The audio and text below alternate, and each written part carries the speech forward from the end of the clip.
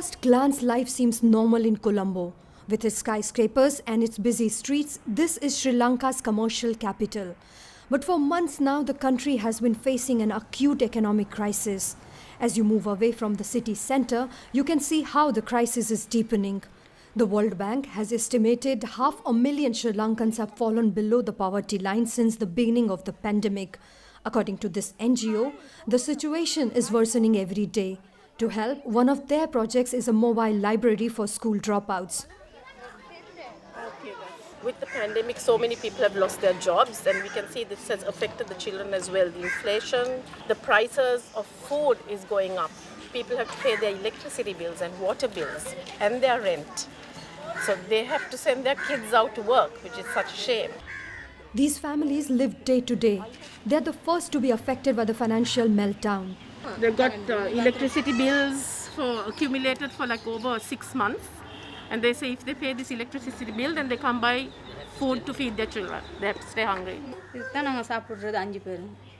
This is all I have to cook for 5 people for the next meal.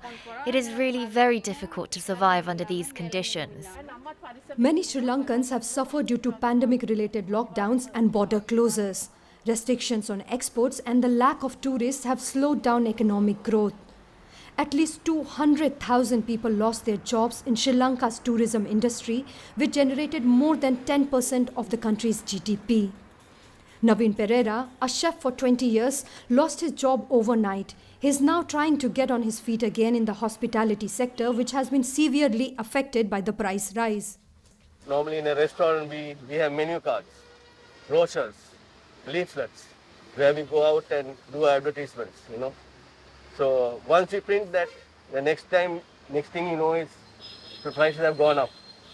So what happens? Then we are in loss. It is very tough because everything in Sri Lanka, everything is skyrocketing.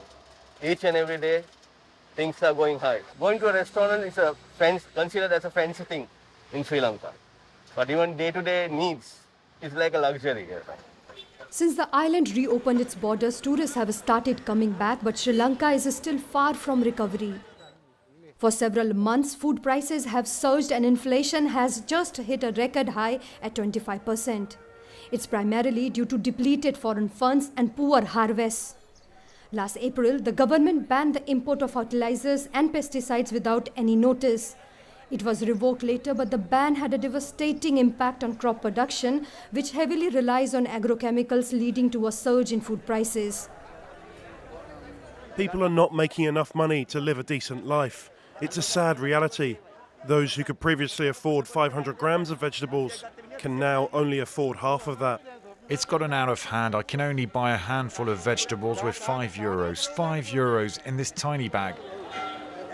With high government spending, slow growth and a huge external debt of $35 billion, Sri Lanka today has one of the world's highest debt ratios. And since the rating agencies downgraded the country over fears of a sovereign default, its coffers have been depleting fast. One of the few countries still financially supporting Sri Lanka is China, which is building a major port and has several construction contracts in the country. Chinese debt accounts for almost a quarter of the island's total debt.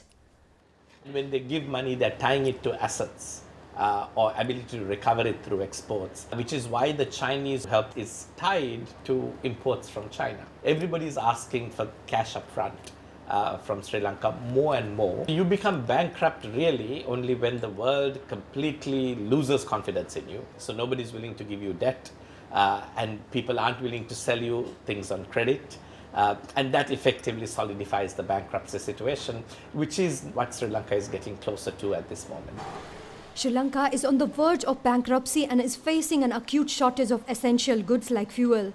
Tuk-tuk driver Ansar can barely cover his expenses. Right now it's tough for customers and for us. As we have to pay more for petrol, we have to increase fares in order to earn the bare minimum. But customers find the rates too high. It's a vicious circle. With fewer customers and increasing prices of food, gas and petrol, Ansar has been considering working abroad.